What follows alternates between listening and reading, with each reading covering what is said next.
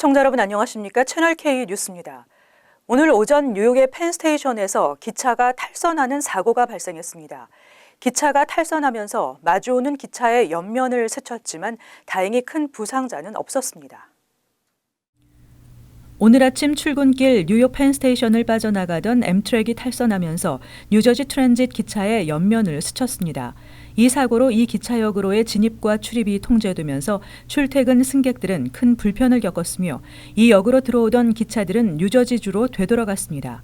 사고 당시 이 기차의 뒤쪽 차량은 여전히 기차역을 벗어나지 않은 상황이었으며 248명의 승객은 역 안으로 안전하게 대피했습니다.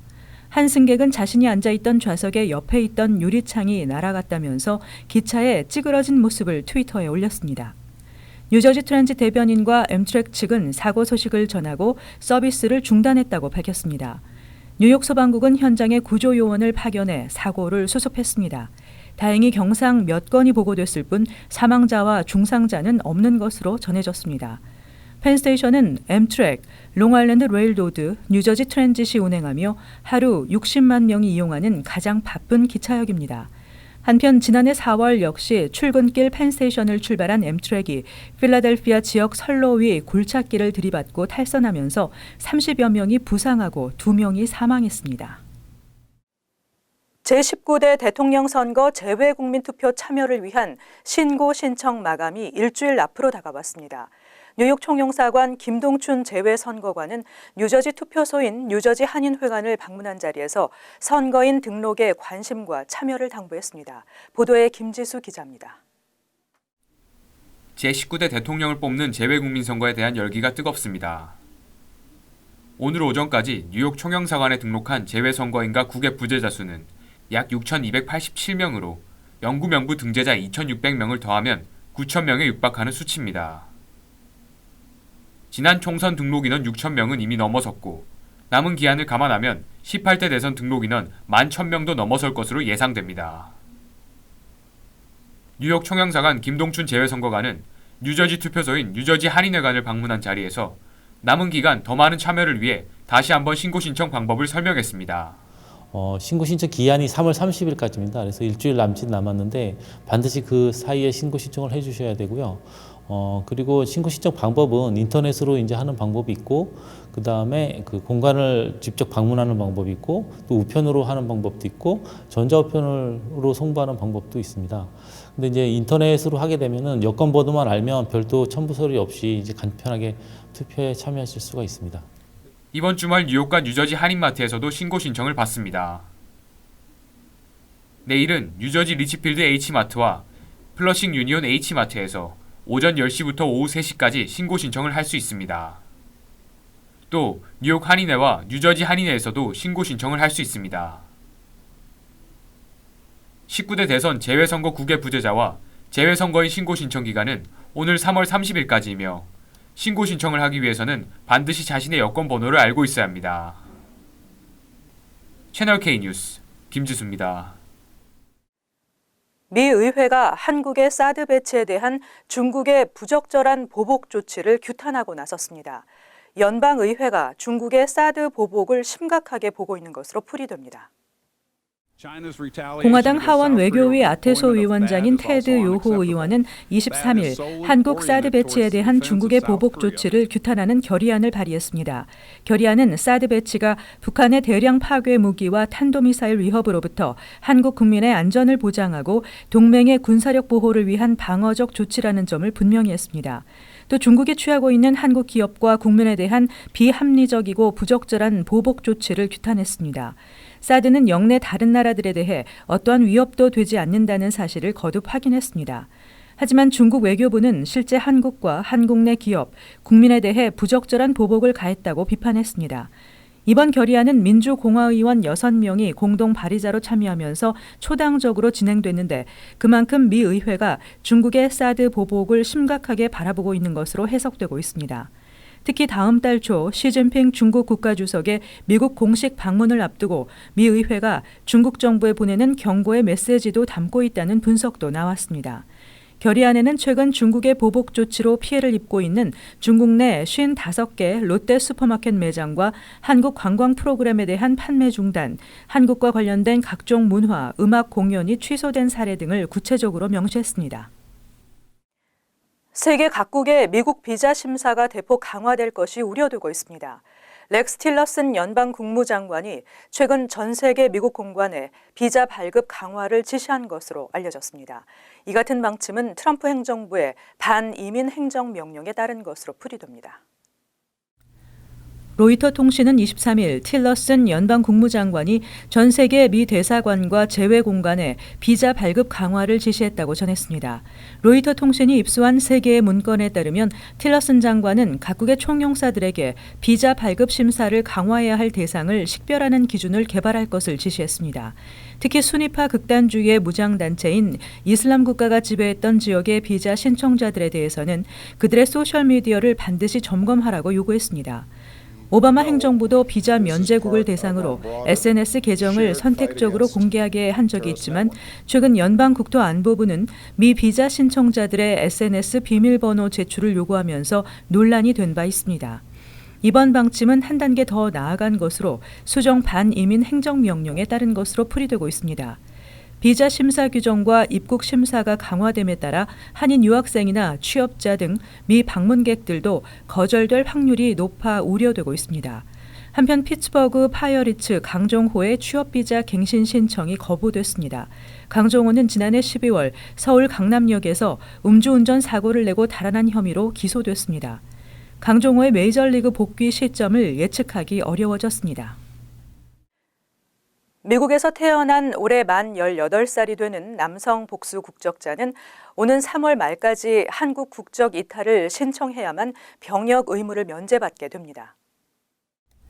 한국 국적법에 의해 선천적 복수 국적자가 되는 한인 2세들은 올해 만 18살이 되는 해 3월 31일까지 한국 국적 이탈을 신청해야만 합니다.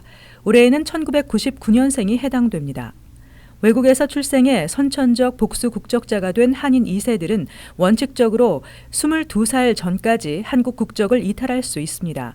그러나 병역 의무가 부과되는 남성 복수 국적자는 18살 이후 본인의 의지와 관계없이 병역 의무 대상자로 분류되기 때문에 38살까지 국적을 이탈할 수 없습니다.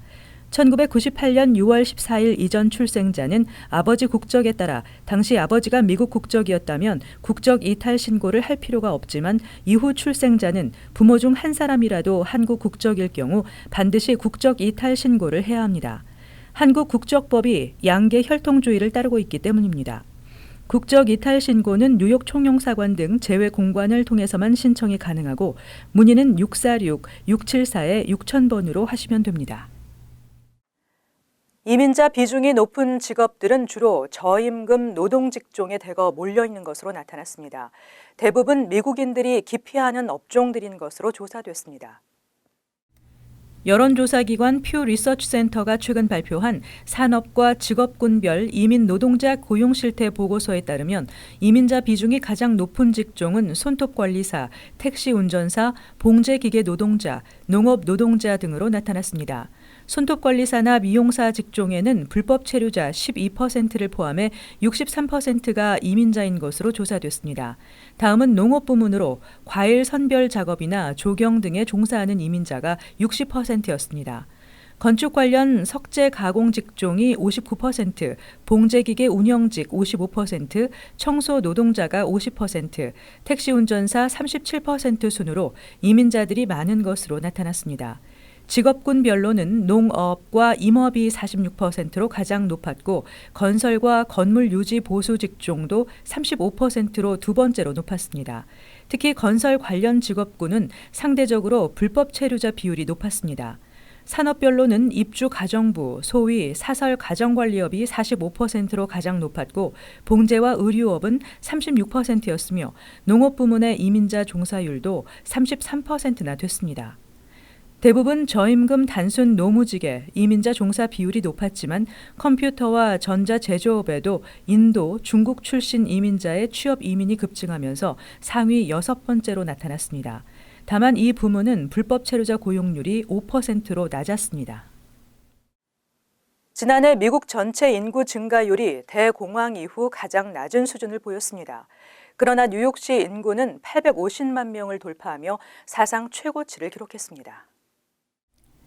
24일 연방 센서스국은 2016년 7월 1일 기준 뉴욕시 롱아일랜드 허드슨 밸리를 묶은 메트로폴리탄 지역 인구가 853만 7,673명을 기록했다고 발표했습니다. 이는 전년보다 2만 1,540명 증가한 것으로 사상 최고치입니다. 하지만 뉴욕주는 같은 기간 업스테이트에서 2만 3,434명이 줄어들면서 전체적인 인구는 감소한 것으로 나타났습니다. 대도시 지역을 중심으로 증가했지만 나머지 지역에서는 인구 유출이 더 많았기 때문입니다. 2010에서 2016년 브롱스는 총 145만 5,720명, 5.1%가 증가하면서 뉴욕시에서 가장 많은 인구가 늘어난 보로로 나타났습니다. 다음은 브루클린이 4.97%, 퀸즈 4.6%, 맨하탄 3.65%, 스태튼 아일랜드 1.55% 등의 순이었습니다. 뉴욕시를 제외하고는 락클랜드 카운티, 사라토가, 톰킨스 카운티에서 가장 높은 인구 증가율을 보였습니다. 한편 미 전체 인구 증가율은 대공황 이후 가장 낮은 수준으로 나타났으며 뉴욕주의 인구도 10년 만에 처음 감소했습니다. 출생률이 떨어진 데다 각종 사건 사고로 인한 사망자도 늘었으며 이민자 감소도 한몫을 했습니다. 또 고령화로 뉴욕주를 떠나는 것도 하나의 이유로 지목되고 있습니다. 미국의 많은 학생들이 경제적인 이유로 가장 희망하는 대학을 포기하고 있는 것으로 나타났습니다. 사립대의 경우 10명 중 4명이 경제적인 문제로 진학을 포기한다고 합니다. 대학에 합격하고도 진학을 포기하는 경우가 11%나 되는 것으로 23일 인사이드 하이어 에드가 교육 컨설팅 업체 로얄 앤 컴퍼니의 최신 보고서를 인용해 보도했습니다. 2016년 전국 대학 92곳의 입학생 54,810명 중 약 6,000명이 1지망대학 진학을 포기했습니다. 1지망대학을 선택하지 않은 40% 중 18.6%는 등록금 문제 때문에, 9.1%는 학자금 보조 때문에, 6.3%는 장학금 문제 등으로 모두 경제적 요인과 관련이 있는 것으로 나타났습니다. 졸업 후 직장이나 캠퍼스 환경, 학교 위치 등을 꼽는 경우는 상대적으로 적었습니다. 또 경제적 이유로 1지망대학을 포기하는 경우가 공립대에서 38%로 나타났지만 사립대의 경우에는 41%로 더 높게 나타났습니다.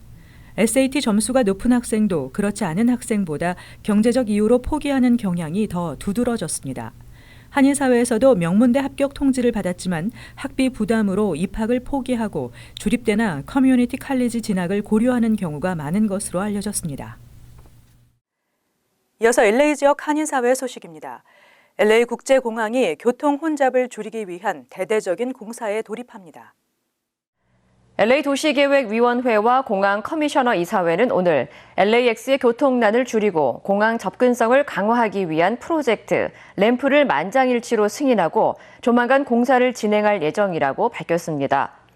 램프는 공항 혼잡의 주 요인으로 지목되던 렌터카의 합동센터를 건설해 20여 개에 달하는 렌터카 업체들의 공항 진입을 최소화하고 공영 주차장과 픽업 장소, 메트로 등을 한 곳에서 이용할 수 있는 통합시설, 피플 무버 스테이션을 건설하는 내용을 골자로 하고 있습니다. 한편 이번 공사는 140억 달러의 예산이 투입된 LAX 리모델링 작업의 일환으로 알려졌습니다. LA 메트로가 중국 회사와 손을 잡고 레드라인과 퍼플라인의 신형 지하철 도입을 추진합니다.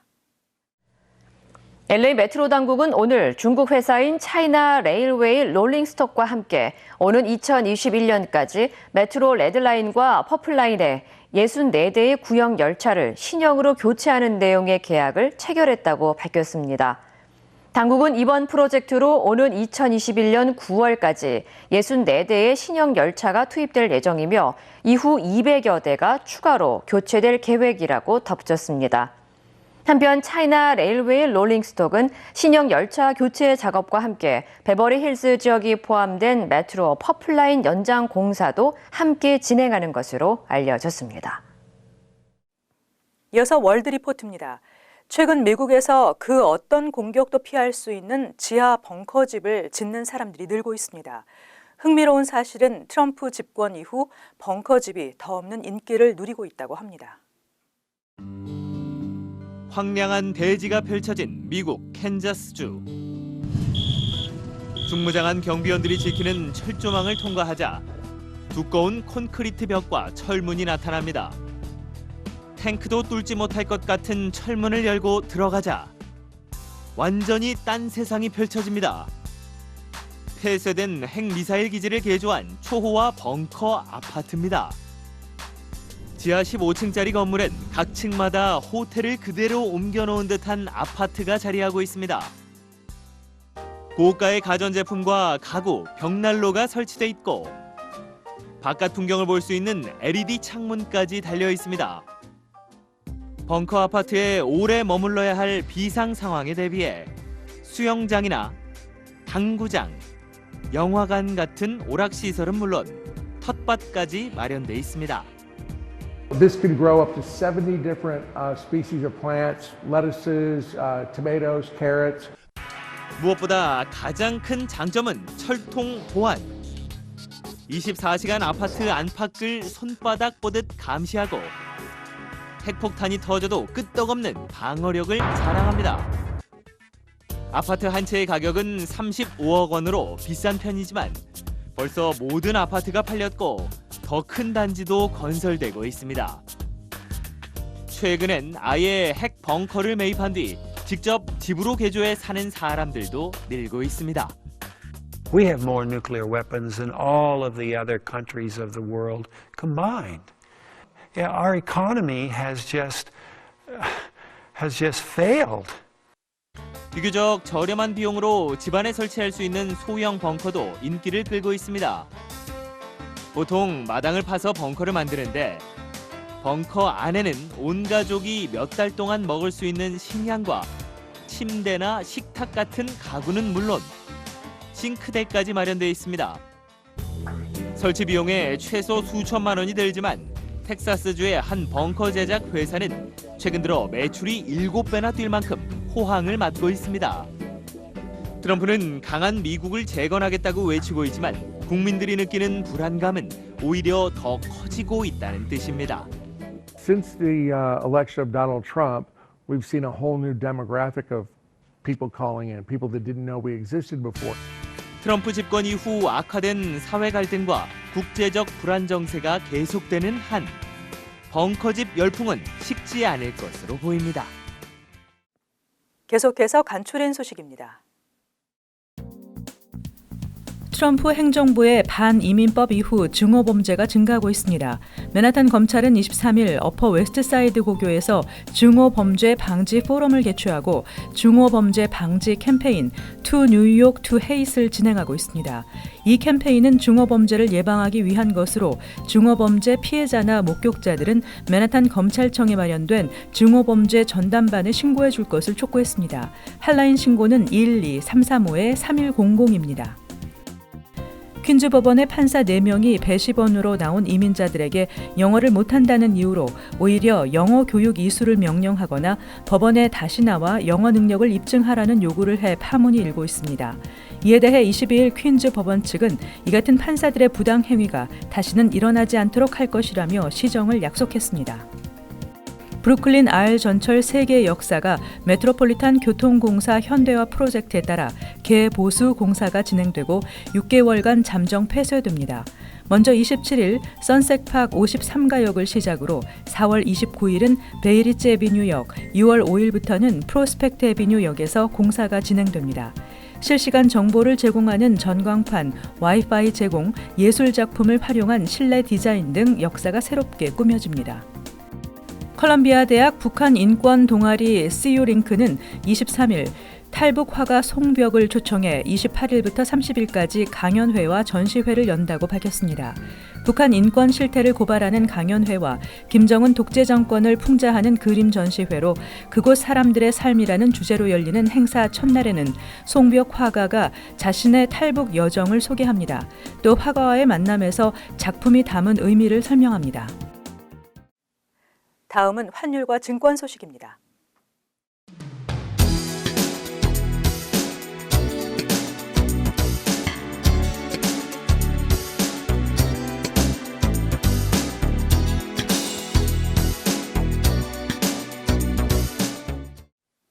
끝으로 날씨 전해드립니다. 토요일은 흐리고 한두 차례 소나기가 내리겠지만 포근하겠습니다. 낮 최고 기온 63도, 섭씨 17도, 밤 최저 기온은 42도, 섭씨 7도 예상됩니다. 일요일도 흐리겠고 다소 쌀쌀해지면서 약간의 비가 내리겠습니다. 월요일은 춥지 않은 날씨에 역시 흐리고 비가 예상됩니다. 화요일도 춥지 않은 날씨에 하루 종일 흐리겠습니다. 항상 여러분과 함께하는 채널 K 뉴스 여기서 마칩니다. 시청해주신 여러분 고맙습니다.